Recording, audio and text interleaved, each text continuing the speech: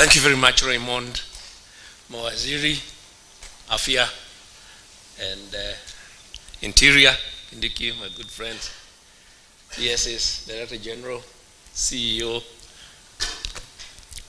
all protocols observed. I am very privileged today. I have never been in a room with so many Kiraunis. So it's a first for me. It's a first for me I address many groups. I think I would like to get a very good photograph of this particular one. It is not my usual audience. Usually we see you out there where you are exercising statecraft and we are sitting down. So to be here addressing you is, I think, quite a momentous occasion and a very important occasion. My task is actually quite simple because you being mashinani people, I think it is very easy for you to connect with why universal health care and access to health is important in the lives of people, as exemplified by the story that CS Deborah just told. So mine is really, I've been asked, I was tasked to connect the dots with our broader bottom-up economic transformation agenda. Why is health sitting there in our 5 pillars? We know health is important, but we don't think of it as economic. We think of it as social, perhaps. So, why health sits among those economic pillars like agriculture and micro-enterprises and digital transformation and housing may at first look odd. But once I explain why it's sitting there, I think it will just emphasize and re-emphasize why it is so important, and that this is probably one of the most transformational and consequent initiatives that this administration will do, and potential legacy for President William Ruto for Kenya. So I will begin also with a bit of a story, but not quite a story. Kenya, there's a paradox. Our country is a bit of a paradox.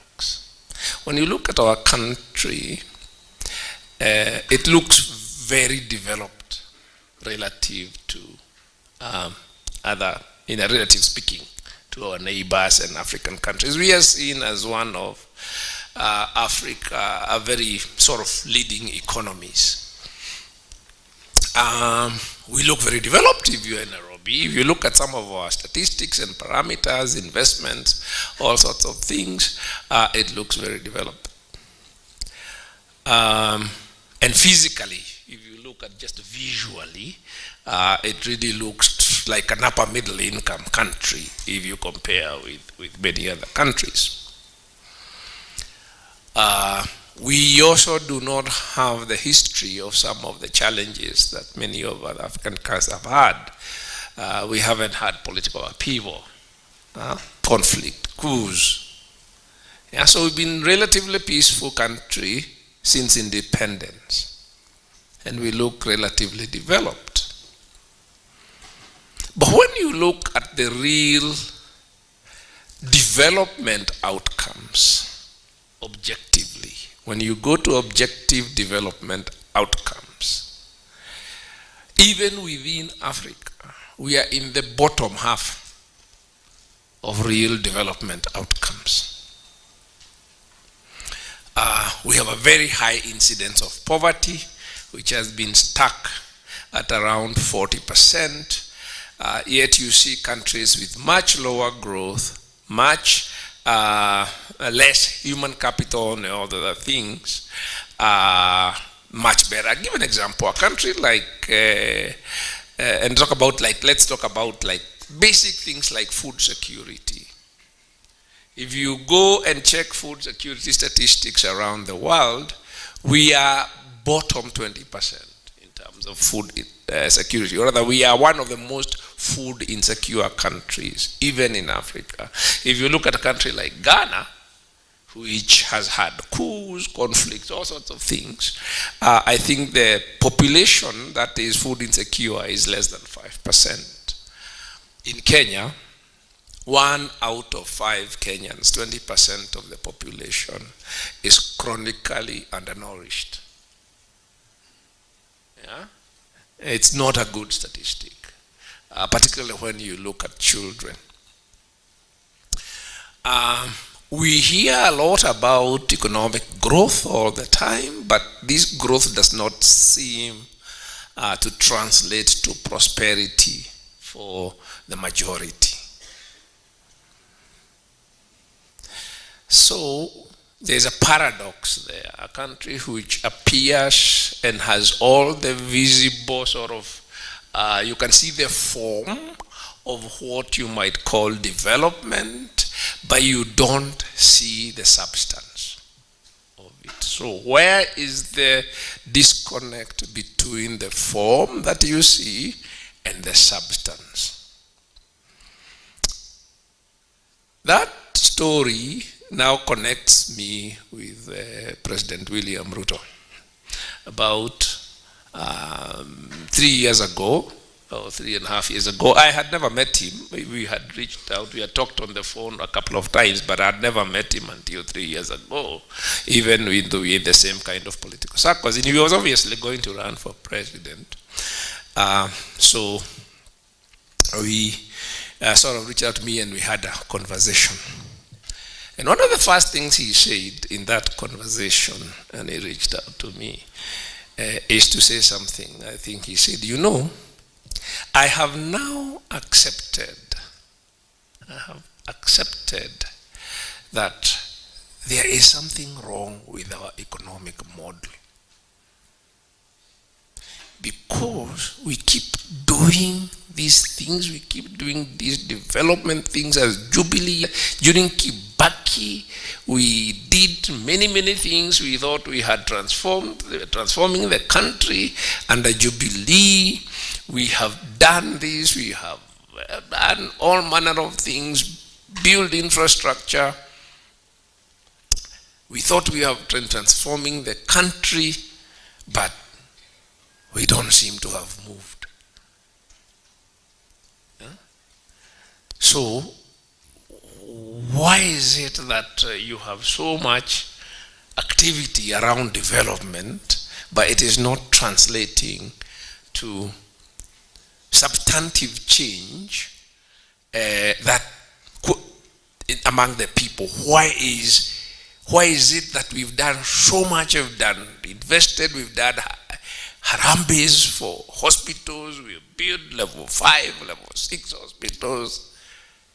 But when I look at my phone, it is full of Harambes for medical bills, or people sort of huge amount of distress, despite us doing all this development, among other things. The questions, issues I've said about food security. So, that conversation went on, and then sort of it continues today. Saying yes, there is something fundamentally wrong with our economic model, and that thing is called trickle-down economics. Trickle-down economics is an ideology that believes that prosperity is created at the top by a few people, and then it trickles down to the masses. Where did we get that ideology? We got that ideology from our colonial legacy. Because if you think about Kenya, our colonial state, and particularly as a settler colony, unlike other countries like Tanzania and others which are protectorates or an indirect rule, if you think about a settler colony, what the settlers did, the colonial did here, it came and created an enclave society around the settler economy. Yeah? An enclave around the settler economy which essentially was to serve the settlers. Those of you out there in the countryside can begin to relate to what I'm saying. And so the people in that enclave economy, society, are those people associated with the state and the settler economy. Yeah? So if you are working in the administration like yourselves, or if the few people who are educated and you are required as a clerk or something like that, yeah, so you end up with a system which is like almost like a closed system for a few, and it leaves everybody else behind. Yeah? And if you look at all our institutions, that is the legacy of our institutions. These institutions are designed around a formal economy and structure. That's where it looks developed. But most of the people, the pastoralists and the fisher folk and all other people out there are not part of it. Yeah? So, what has happened over time, you start with that system, you have at independence a population of only 6 million people. It includes maybe only 1 million people are in that system. 5 million are out there as smallholder farmers and pastoralists and fisher folk. And 5 billion people can support themselves reasonably with the resources, land and other resources that are available. But when you get to 60 million people, it is very difficult to, that system cannot accommodate that many people, but it's very difficult to exclude 50 million people. And also the resources out there are not sufficient to support 50 million people. And at any rate, because of education and healthcare interventions, those people do not have expectations that they will remain pastoralists and smallholder farmers and fisher folk forever. Yet, the structure you have at the top isn't built to accommodate that many people. So you find that today, and I want to make this connection, we have a workforce of about 19 million people, and the economy we call private sector in Kenya, yeah? The economy we call private sector, what I'm calling trickle down, only employs 2 million people. The public sector employs another 1 million, so that's 3 million, 3.5 million people. Those 3.5 million people, that leaves how many people? 16 million people. Who are those? They are uko mashinani, smallholder farmers, juakali, informal sector, in the micro and small enterprise sector. Now, our system is not designed, institutions are not designed to include those people. So let's take health. If you look at the health system that we inherited, it assumed that all those people would be catered for by public hospitals, dispensaries, and health centers out there. And then we created a health insurance only for employed people. So the NHIF was created primarily for people, because if you look at the way it is funded from payroll deductions. So if you are not on a payroll, you are considered, you are outside the system. You don't need health insurance. Yours is to go to the dispensary for small infectious diseases. But if you have a critical illness, you are on your own. Yeah? So that was then when you had maybe 300,000 people in the formal wage employment when it was created. But over time, now you have a population and it has grown. So you find that you have then a healthcare system, if you come to Nairobi, where you have world-class healthcare in private hospitals. In fact, these are hospitals actually serve even the elites from the rest of the region. Yeah? That is where leaders from the rest of the region are evacuated. It serves international. It's good enough for the UN people who work here and all of that. But the ordinary Kenyan has a little dispensary, uko, which hardly has drugs. They have to go there if they have just a small infectious disease, sit on a form, queue, go around, spend the entire morning, in which they sort of wasting their productivity, trying to get treatment for a simple infection or something like that. So you find that even when we try to include people, and that's one of the conversations we're having with William Ruto, is how he had tried to enroll people into the NHIF. But the problem is, because they are not on payroll, these people, NHIF then created a product for them called voluntary members. Where you pay 500 shillings per month. But a person who's not on payroll cannot remember to constantly be paying their 500 shillings. So they join, and after 2 months, they lapse. Then somebody gets sick and they remember, oh, I should have kept my NHIF current. So they have to wait, pay, and then now they try and access healthcare. What that causes is a problem where now the only people who are enrolled are the people who are sick. Because we call that in health economics adverse selection.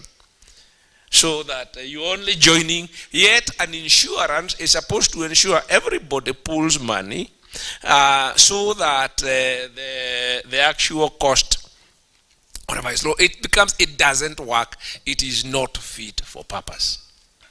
So you find the same. Think about Social Security, NSSF. It is only for people who are payroll. If you are out there, you are a mechanic in this country, even if you have a high income, there's no mechanism for you to easily save for retirement.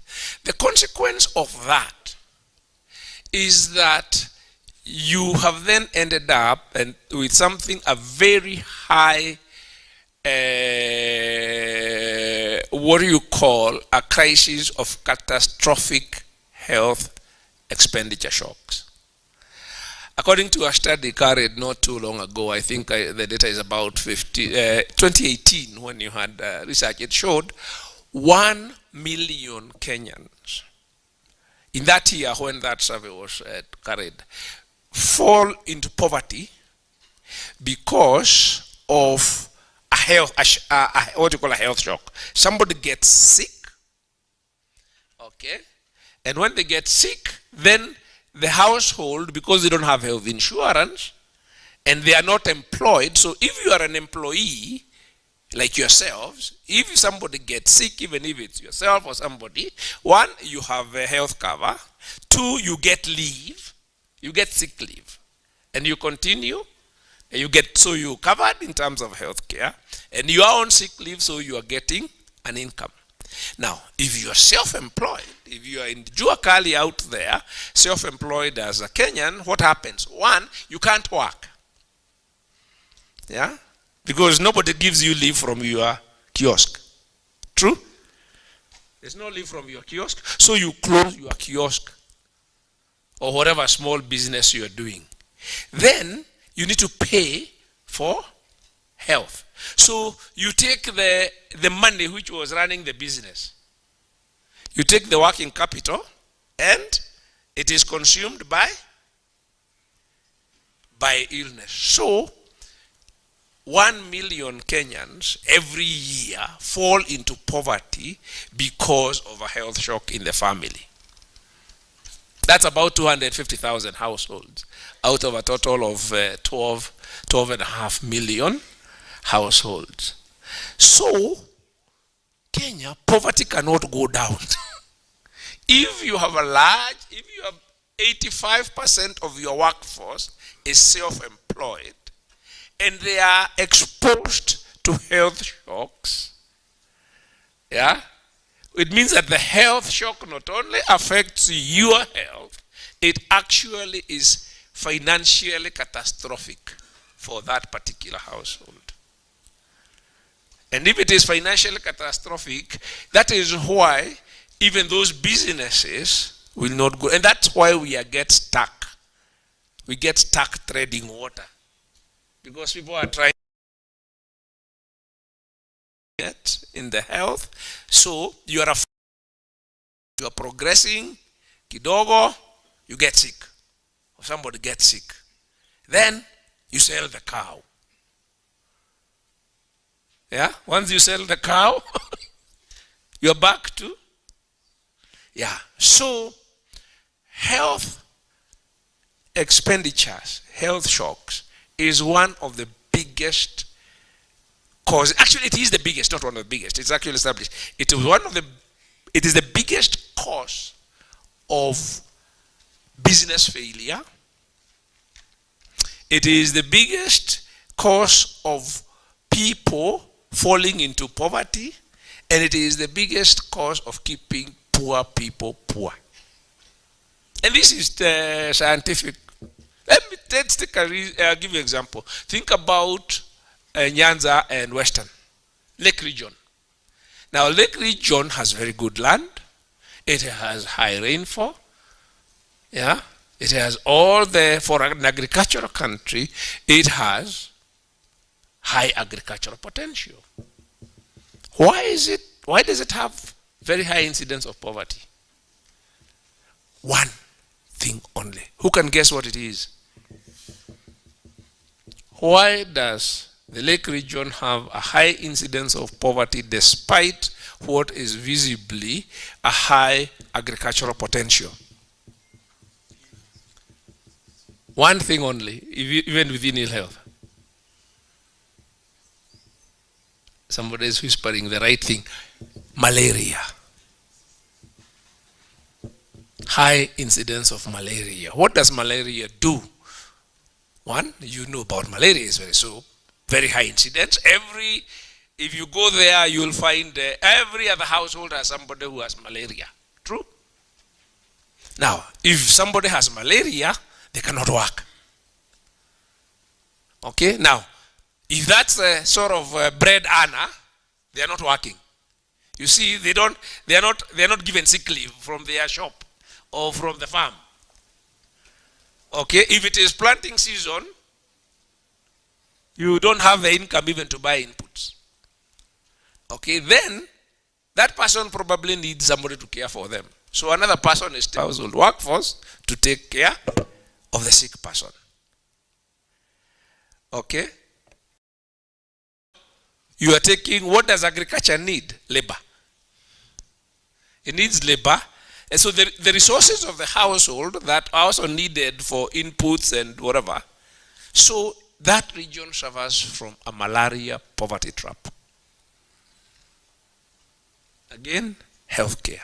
So we sat down, as I said, and as we were discussing and narrowing down the things we needed to do with William Ruto, president, then he was candidate, health became very important. We said, then we must be able to take on this beast called health and make sure that everybody, and when you do the math, the statistics bear you out. These people will tell you, if you look at our total health expenditure, we spent, the last time, I think the last data we have, which is about 2 years ago, 150 billion shillings out of pocket health expenditure. Yeah? And that incidence, it not only affects those people who are at the bottom, as we are talking about, because even people who are not every so often,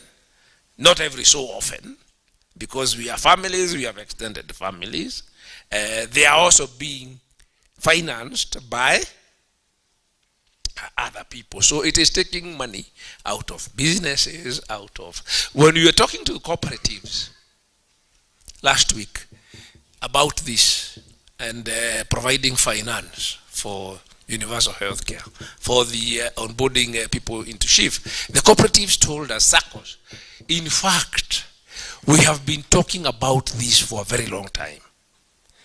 And we were even considered how we can start our own health insurance for SACCOs.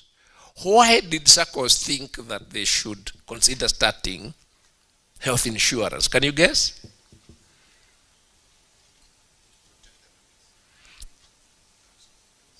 But where would SACCOs, where would that problem become so visible to SACCOs? Actually, the answer is the biggest reason for people liquidating their SACCO savings, yeah, or defaulting on their loans is health shocks. So somebody has put money in their SACCO, whatever, then they come and say, look, I need to cash out my SACCO. Why? Or my mom is sick, we need to take her to India. So we are whatever in the family, and the only money I have is the money in the SACCO. So SACCO begin asking, what can we do to? Because why else would there is other reasons you could persevere and say that keep savings. But if it is your own health or the health of your loved one, a spouse, a child, a parent, then I think that is a no choice situation. So you have sold one has sold the cow, you liquidate your SACCO, you sell the car, you can always buy that one later and deal with the health situation. So it's all around us. You can see the connection between, so even if we are trying to support agriculture, yeah, health shocks are pulling us down. You are trying to support small businesses, health shocks are pulling us down. Yet, the infrastructure we have, the only thing it can provide for people who are not on payroll, because it is a legacy system of that colonial structure I talk about, it could come up with was, we cannot determine these people's incomes, we don't know what they earn, so let's put a flat 500 bob. So whether somebody is a Juakali mechanic, or a rich businessman, all of you pay 500 shillings.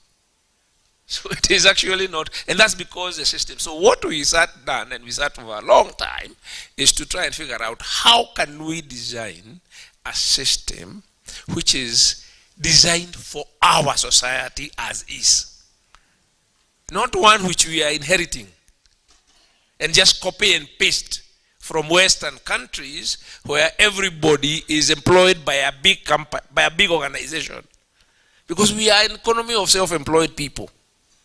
So we have to design a system which works for us. Not copy one, which we have tried to plug it in, people patch it up. In the end we said, you know what, let us just put this thing there and start from scratch. So we sat down with Dr. Amoth here and other people and started thinking, how do we actually design? And perhaps this is the journey we should have started many, many years ago, saying how do we design institutions and structures and economic system which works for our economy the way it is. Not one which picks a few people and says the ones who are in suits and whatever, and design and just copy and paste the Western systems which can fit those people. Alafu hao wengine, the rest of the Kenyans who go fishing, hao watajipanga. Yeah, their lives are too complicated. You try and fit them in this system, their lives are too complicated. One of the things which is really helping us to do that is digital. Because digital technologies now allow us to reach people, to connect people irrespective of where they are. Many of you remember, some of you, no, maybe not many, not as many. Sometimes we forget some of us now are no longer vijana. And we are on the other side of whatever. But would remember when banking was only for the elite. For you to have a bank account, you are a very important person in society. Yeah? The ordinary people, they dealt with cash. Many of you remember when only senior officers in government or private sector had a telephone in the house. In fact, it used to be one or two people in the whole community, and the people who needed to make calls had to come and queue there to the person who owns a telephone. What digital technology has done is universalize these technologies. And now they enable us to leverage on this kind of technology so that you officers can onboard 6 million farmers onto a digital platform and enable us to deliver that fertilizer subsidy at the touch of a button. So he said, even in health, what enables us to now be able to universalize our healthcare system is to use leverage on that digital technology.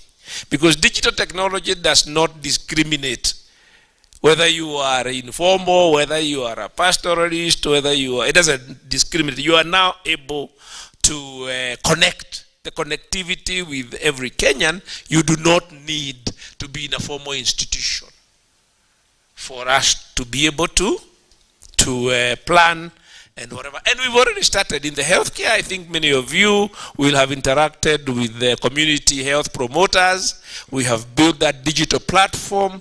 It is now possible for this doctor sitting here to tell you today how many people have been visited by CHPs. They have taken their blood pressure and their blood sugar, and how many people have been referred for further investigation, potentially for diabetes or high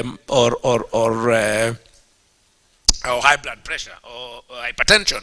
Now, that capability means that person, that old person who has, that parent or whoever, who has been investigated and for diabetes, that is probably a kidney disease averted. That person who has been investigated and referred for hypertension, it is heart disease averted. It's a heart disease averted. So with that capability then enable us to bring the quality of health care, world-class quality of health care to that person. In fact, probably better than many other places, including developed countries in the world. It allows us to begin to close that gap. So that is the opportunity, and not only opportunity, but imperative. Why this is so important? It is so important because in terms of healthcare cost, if you can avert that case of that person, and now we are moving to a case where society is also aging, so that you are shifting towards moving from a burden of infectious diseases to what these people here call non-communicable diseases. And once you move to non-communicable diseases, the kidney, the heart, the kidneys, all those cancers, the burden of catastrophic expenditures become even heavier. Very, very heavier. So it is very important that we take this action now. And we put everybody in one pool, one insured system, one provision system, because that burden, when that burden happens and that person needs to go to India and they need 5 million shillings, all of us have to put that money. And that money is we are taking out of other economic activity. The disease burden and the financial cost of that disease burden might actually overwhelm us economically. So we are not going to make economic progress until we solve our healthcare financing problem, healthcare financing challenge. That is the message. So people are going to ask lots of questions. Why do we have to pay more for this social health insurance, where we can get social health insurance, private health insurance somewhere else? That is the problem we have had in this country, where we have a small group of people who are able to provide for themselves in that enclave that I talked about of a small privileged economy. You think you have left everybody else behind. You think it is not your problem. But in fact, what it does is that it drags all of us down. It is keeping us down, because you cannot leave behind 55 million people. You cannot have a prosperous economy. You cannot transform this economy and society by having only 2 million or 3 million people in the formal economy, with institutions designed around those people living behind the other 55 million Kenyans. I think that's the message that I hope we can be able to convey to everyone, so that we understand that we cannot leave anyone behind. It is counterproductive. It is defeatist. That is why we look developed, but we are not developed. So thank you very much for listening to me.